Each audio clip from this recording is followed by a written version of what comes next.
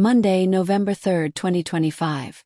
Brooke confronted Deacon about his marriage today on The Bold and the Beautiful, while Electra and company responded to the news that Deke's boyfriend is Remy. Deke was taken aback at the start of the episode when Electra indicated how horrified she was that Remy, of all people, was his boyfriend. Remy said to his victim, "It's really good to see you." "No bro, simply no. Examine the space." When Deke finally asked how Electra knew his beau, he was completely perplexed, and Will was about to charge at Remy. It was only then that Remy's sinister secret started to surface. "What do you fail to tell me?" Remy told Deke that he had relocated to Los Angeles in order to be close to Electra, with whom he had been best friends in high school. "Well, that's not what Will intended Remy to accept." Will said, "Tell Deke how you used and traumatized Electra." Remy cried, "I was a different person back then." Electra, Ivy, and Katie filled in the blanks when Remy's description of what had happened wasn't clear enough, letting Deke know that his honey had posted phony nude photos of the jewelry designer online. Remy sobbed, "I didn't want to lose her. In order for him to be her only friend, he needed her other friends to abandon her."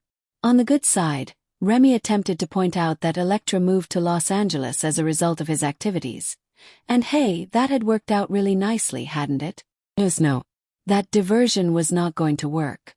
Then she reminded Remy that he had pursued her like an animal after she discovered the stalker wall in his apartment. To put it another way, Will told Deke that Remy's not the person you think.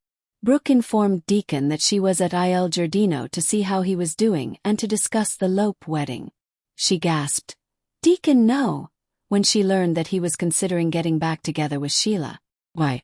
Then Brooke reminded him that he had been duped by his wife. How in the world could he win her back? "Taylor," he remarked, adding that she had, aroused his emotions. More. The repulsive Luna promo from Bold and Beautiful. Deacon metaphorically pushed back when Brooke pushed and emphasized that he wanted Sheila, even if it meant that Deke and Hope would eventually question him. Then the topic of Deke and his welcoming party to Forrester came up. Daydreams about her patient diverted Taylor from updating her notes on Deacon in her office. Sheila entered the room at that moment as if she owned it. She remarked, "Deacon came home and it's all because of you."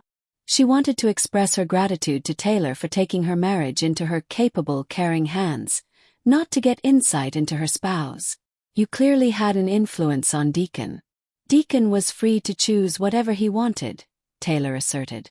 Sheila had just vowed to kill the shrink, but she was still swooning over him. She continued to babble about how attractive her husband is, a bona fide catch, and acknowledged that she had been concerned he would find someone else. Taylor responded by telling Sheila that Deacon loved her. Sheila informed Taylor at the end of the episode that she would need to behave herself going forward. "Oh, I see. And she meant it this time." Yes, January simultaneously. Deacon and Brooke summarized how Deke was hired at Forrester on his own merits rather than because he is Hope's brother. "Indeed, we are aware." Brooke gave one last speech before leaving the restaurant, expressing her hope that Taylor will show Deacon that there are other women out there. Yes, it's reasonable to say that the doctor opened his eyes to new possibilities based on his and Taylor's romantic fantasies about one another. Remy sobbed as he acknowledged that he followed Ivy and company's instructions. "But at the time I was having trouble figuring out who I was," he said. "I was having some sort of breakdown. Electra, I really apologize. Please just listen to me." "Well, no one was going to do that," he said to Electra. "All I want is a second chance.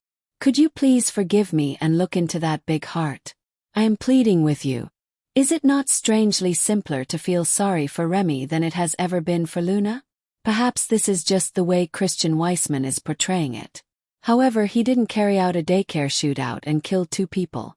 Said softly, "She made me want more." As their conversation circled the familiar terrain of heartbreak and hope, Taylor herself sat in her office, staring at the empty chair where Deacon had sat just days earlier, the ghost of his presence haunting her more persistently than she wanted to admit. She was supposed to be his therapist, his guide through guilt and redemption, not the woman lying awake at night remembering how his hand brushed hers or how his laugh somehow found its way under her skin. Her reverie was interrupted by the unmistakable sound of Sheila's voice. Smug, syrupy, and just a little too sweet to be sincere. "He came home," Sheila announced like a queen returning from conquest, her grin wide as she sauntered into the room uninvited. Taylor stiffened, caught between professional composure and raw unease. "I'm so glad my sessions were helpful," she said carefully, but Sheila, misreading the tension, continued to gush. "You've got a gift, Doc, really. You took my marriage in those capable hands and molded it back to life."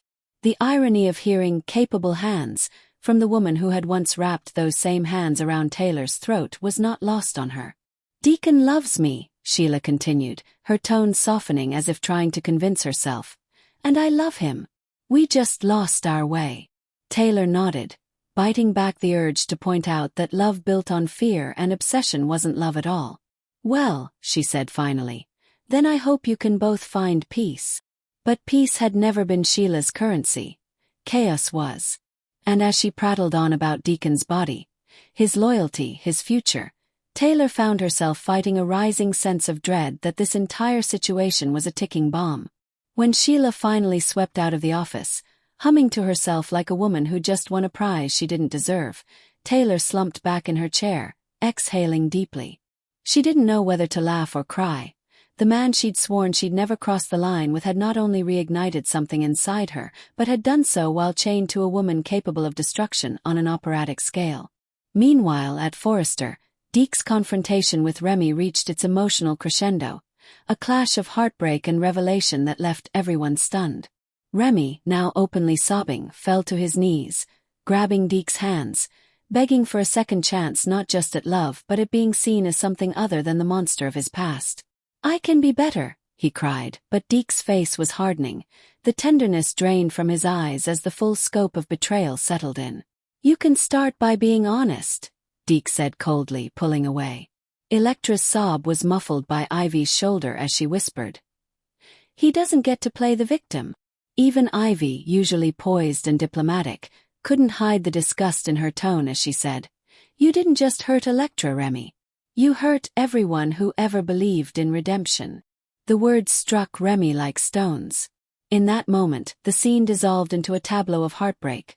Electra trembling with relief and anger, Deke standing alone amid the rubble of his illusions, Remy broken but perhaps, for the first time, truly aware of the pain he'd caused. Outside, cameras flashed, the Forrester publicist's nightmare unfolding in real time, as gossip blogs and fashion reporters began typing headlines faster than the truth could travel. Scandal rocks Forrester creations again. Rising star linked to stalker expose. By the time the sun set, the entire